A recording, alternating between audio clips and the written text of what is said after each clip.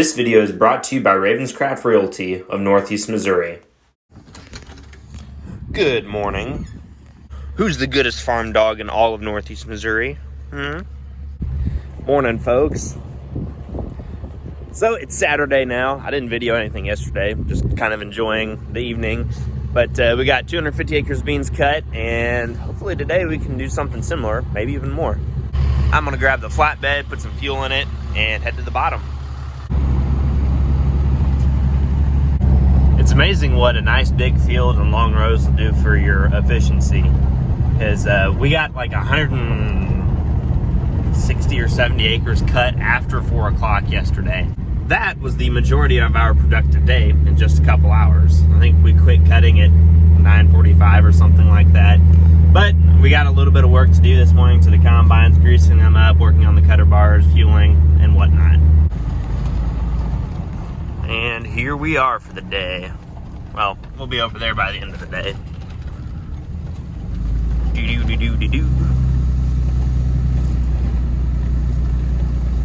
Okay, so I worked on my cutter bar here on this side is where it was the worst for like an hour, and replaced 8 sections. Don't have any left on the combine, and a guard, and some other things, and greased up the reel. So now we should be able to sit in the combine for most of the day. I'm unloading what I got on this semi is because I am about to go around some very long end rows here on this field. Given that there's 220 acres here, there's a lot of end rows. Since I was having some technical difficulties with my cutter bar this morning and I was a little PO'd and smashed my finger, I didn't really video much, and it's about 1:30 now, so we've been running pretty good. I'm showing 40 acres so far for the day. I was hoping to get to 140 or maybe even 150 by the end of the day, but got to leave at 4:30. Got a family obligation. People are in town, and I don't want to miss that. I like farming, but family is really important too. Yep, 220 acres of beans in one spot. Yeah, when I'm cutting here to the north, I really can't see much out of this side because of the wind blowing the dust back at me. But going to the south, oh yeah. I know more than picked up the head, then I got that sound. I'm a happy young man today. I seem to be missing a couple bolts here. Time to move the auger. So we're moving from the 36-foot bend to the 31-foot silver shield. Try to get as squared up as I can with this bend before I start trying to back up. I kind of want Dad to put up another big bend up on the hill so we don't have to use these smaller bends here in the bottom anymore. If I didn't get it right the first time, I'm pretty darn close.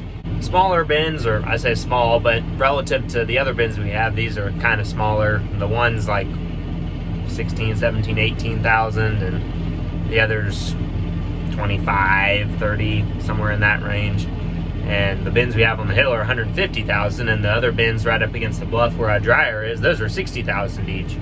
So this is a small bin relative to what we're used to. Ideally, in the future, we don't have to use smaller bins like this anymore, but they're already here, so I mean, may as well use them. It's free storage. Well, not really free, we pay rent on them, but it's not a lot compared to what it costs to put up a new bin. Oops. Oh no, the tire store on a Sunday. There's some carnage going on with the 4320's front tires. I should say that's the 4320 that we're keeping. One of the front tires went flat, and it sat like that it sat flat for a week or so, and it ruined the tire. So I took that tire, we're gonna replace that one, and then I took the other worst tire I could find between the two tractors, and we're gonna have 2 brand new tires for the tractor we're keeping, and the 2 pretty good tires are gonna go on the tractor we're gonna sell. I talked to these guys and they said just drop it off and write my name on it, so that is what I'm gonna do. Of the 3 remaining tires, this one was easily the worst. Not a whole lot of that center rib left. Oh ho ho! Now this is what I need. Not the tractor, I need a 466 to swap into the 7020. You know what though? Maybe someday I can afford a tractor with an actual cab and air conditioning and a radio. Yeah, that'd be pretty nice. It's not like we already have like 4 9RXs and tractors with integrated Bluetooth and all that kind of stuff. But it's different. Trust me, it's not the same. Well, brand new 1016 BKT 3-rib front tires are $202 each, and a tube is about $30. Thank goodness it's a grandpa's tractor, because I don't know if I could afford something like that.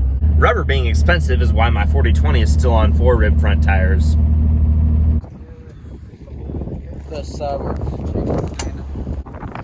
John Deere needs to make the top of the cab bigger so that it can hold more beans. We had some auger problems late yesterday, about when I quit to go to church.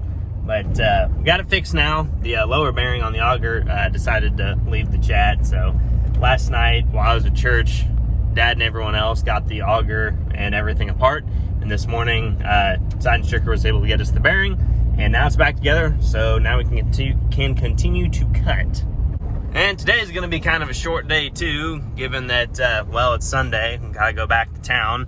And also we got some more family stuff tonight. Well, this is the pass I was looking for, at least in this field.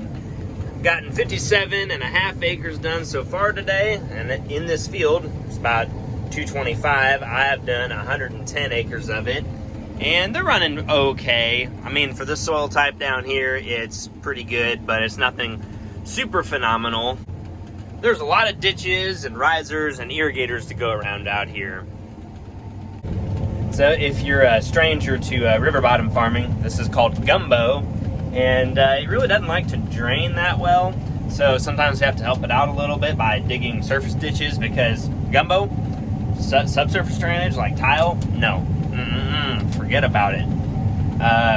Gumbo, it'll drain just fine off the surface, but it doesn't really work super well with subsurface drainage. So many years ago, the people that farmed this before, or several farmers before us, dug ditches where they saw fit. I mean, they're not really on any sort of centers, and they're not really at the same angle, so it's kind of a pain to cut around them and farm around them as well.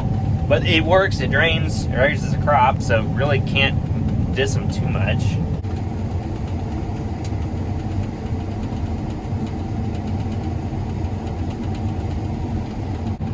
Here in this field, we had 2 different varieties of soybeans. We had this darker brown, and as you can see, they weren't standing nearly as well as this lighter color. So the darker color goes on the do not plant next year. Oh, that's a big rock. Thank goodness for flex heads.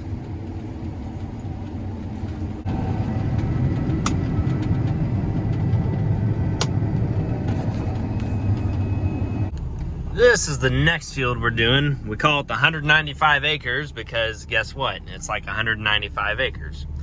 And right now we're down a grain cart, so we had to split the field in half right here close to this pivot. And it's gonna be kind of slow, or it's been kind of slow because we haven't had a cart this whole weekend. The strategy has been to strategically park a truck wherever we may be at in the field, as long as it's easy to get to, and then just unload on the truck when we can. So you don't pass the truck and not unload, basically. We got Trucker Justin over here.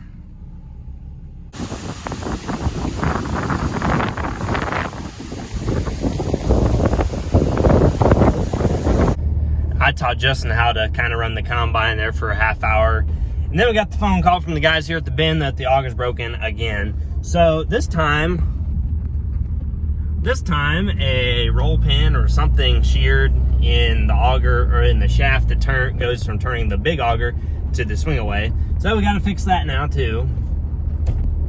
I still need to stop by the combine here and pick up all the bad sickle sections and the ski soda containers that I have left in the cab. Since I don't run that machine all the time, I just soon have all my stuff out of it. Between the 3 days here, cut 140. Yesterday I cut 70 something. Then today I cut almost 90. So 9 plus 7 is like 160. So I cut like 300 acres of beans this weekend. That's pretty good. But I need to get going because Mom asked me to be home at 5:30.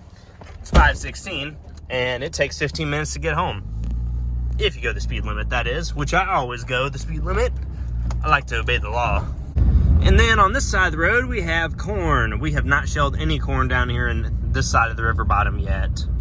It is 5:31, and I just pulled in the driveway. So I'm not in trouble with Mom. Some nights it's nice to sit and marvel at creation. Tonight's one of those nights. Well, well, well. It appears as if it is raining. It's Tuesday morning. I come into Bradford on Tuesday and Thursday mornings until about 11:30. I have a class at 12:30. I'd like to try to not skip class when I can, but sometimes I do anyways. You know, just special occasions like when you want to go eat lunch with your buddies or go look at combine in central Iowa with your guys you work with. But anyways, so it is raining, which is a good thing. Yes, I know it's delaying harvest a little bit. However, it's extremely dry in Missouri. Like, combine fires burning 4,000 acres in Woolridge dry. And yeah, not good. So there's finally some moisture back in the whole system, and the Mississippi River is getting pretty low as well. And how is most of our grain transported to the Gulf? The Mississippi River. So if the river is dry, the barges can't go. You know, what are we gonna do? Truck everything? But anyhow, so where we're at with the 4320s, the one has no front tires right now, and supposedly, the two new front tires I got, they're BKT 10-116 3-rib steer tires. I think they're done. However, no one's probably gonna get them until Friday when I go and get them, and then I will get them put on, and then we'll have two functional 4320s. And if it's still not suitable to run this weekend, I will work on swapping all the hydraulic remotes and everything. And eventually, sometime in the near future, Brailers there in Palmyra is going to come, or I'm going to take the two tractors to Brailers and have them swap all the rear tires and weights and everything. So hopefully by the end of the year, we have a 4320 for sale.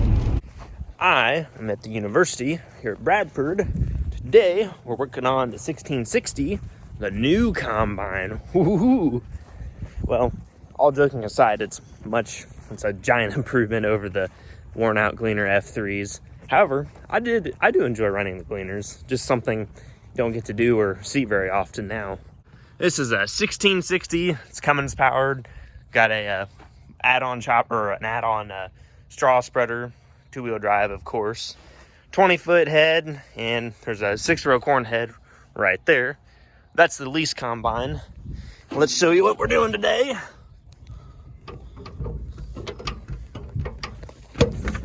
Look at this quiet, spacious, and comfortable cab. So the deal here is, the idle on this engine was set way, way, way high. And that right there is the pin and the cotter pin that held this thing together. And there's now there's a jam nut on the bottom end of this right here, and I need to tighten it. Not sure what size wrench it is though, so I brought 5/16, 7/16, and 3/8. Well, here we are, back again, working on the head, more. Yes, I did get a haircut, we'll just get that out of the way. However, I went to turn my flashlight on just a moment ago, click, click, nothing. It would appear as if the person I saw last night, cowgirl, switched my batteries yet again. She knows all the ways to make me feel really special.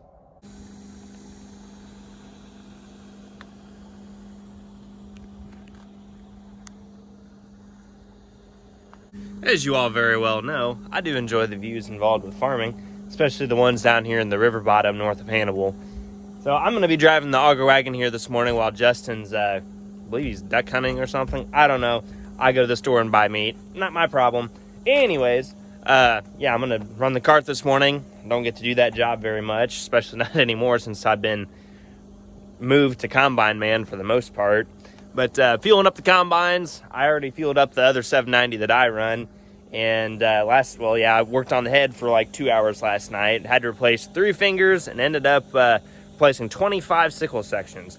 That took a while, like way too long, like 2 whole hours. Ugh. Already put DEF in this combine, and I'm putting the fuel I have on here. May not have enough left to get the tractor completely full, but I'll at least be able to put some in there. Oh, this is going to be a pretty full load right here.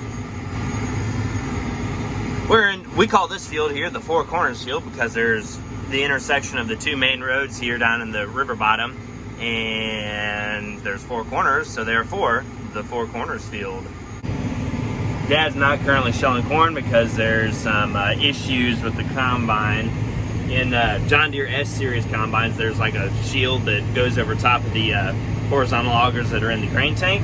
And I guess the bracket for one of them broke, and now there's the auger wore a hole in the shield.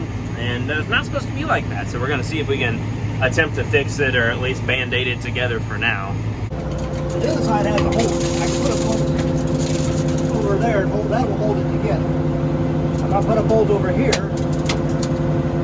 that will hold that side together. Well, we kind of got something figured out-ish. We're still in the process. We reached a good stopping point shelling corn, so now we're going to attempt to do some bean cutting action. Just got to plug everything back in here, leave her how I found her for Mr. Justin, and I'm going to get on my way. Hey, the other radio's in the backseat of my truck. All right, I got it. All right, let's go.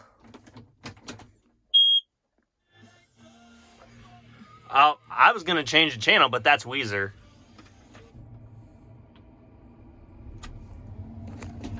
Oh boy. I was in the cab and all of a sudden the sickle stopped moving, and I guess I forgot to tighten some nuts. Oops.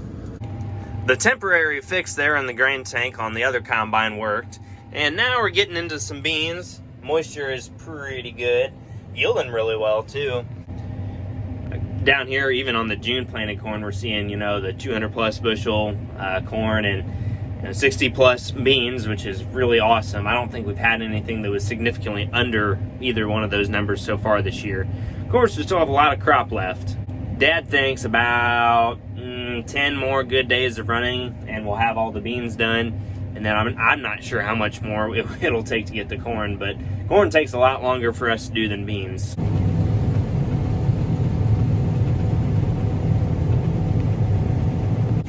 I just finished up the last of this 55 acre piece, and Dad's in his pickup right there.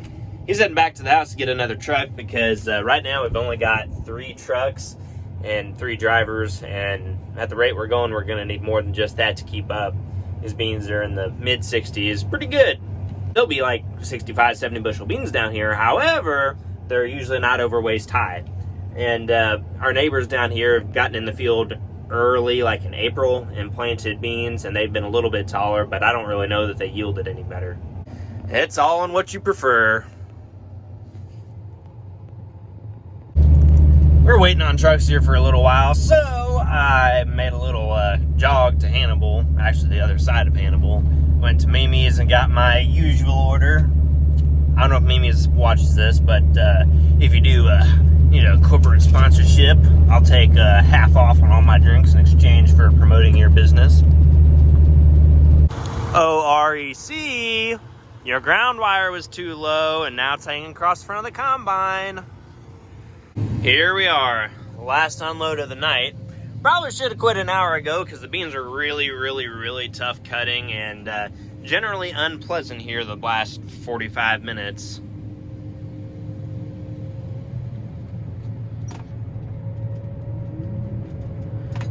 Well, it's about time to fold things up and go home. Mom made hamburgers. Thank you, Mom. I love my mom. Dad's gonna take that load of beans over to ADM here tonight, and I'm gonna get a pickup and go get Justin. Someone wants something.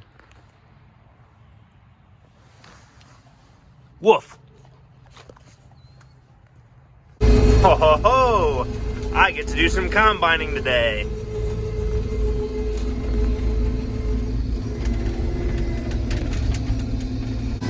Well, I've gotten about half of this field here knocked off and getting pretty full. I heard some ding, ding, ding, ding coming down from the grain tank, so probably better go unload what I got so I don't make a mess.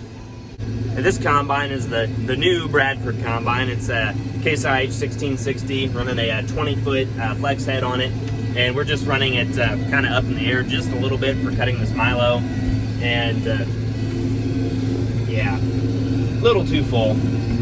Well, cab sorghum is a first, especially down here at the university.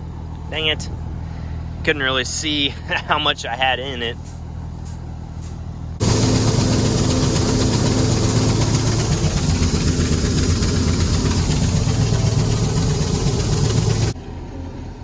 Here's a quick 1660 tutorial because, you know, I know so much about it since I literally learned to run it this morning. But this switch here turns the separator on, and that shows your engine RPMs. That turns the head on.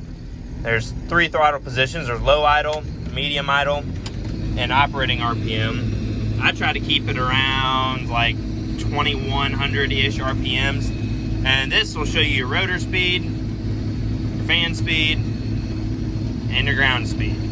But I like to keep it on engine RPM, and these buttons here control your rotor speed and whatnot. So nothing to it but to do it.